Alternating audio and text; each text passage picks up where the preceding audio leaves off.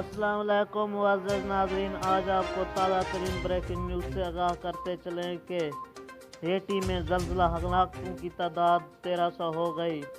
ये अफसोसनाक वाक़या जनूबी अमरीका के मुल्क हेटी में ज़लज़ले के बायस मुख्तलिफ हादसात में हलाकों की तादाद 1300 हो गई। मुअज़्ज़ज़ नाज़रीन, हेटी में ज़लज़ले के बायस 13,600 इमारतें मुकम्मल तबाह हो गई हैं, जबकि 13,700 से ज़ायद इमारतों को नुकसान पहुंचा है। तो दोस्तों, मज़ीद अज़ां ज़लज़ले के आफ्टर शॉक का सिलसिला अभी तक जारी है, जिनकी शिद्दत रेक्टर स्केल पर 5.2 रिकॉर्ड की गई है।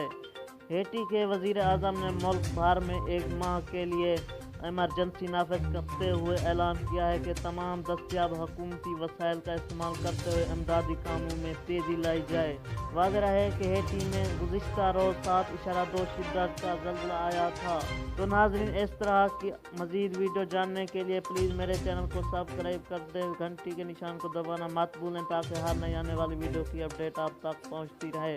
अगर ये वीडियो आपको अच्छी लगी प्लीज़ लाइक करें, शेयर करें, कमेंट करें। Thanks for watching. अल्लाह निगहबान।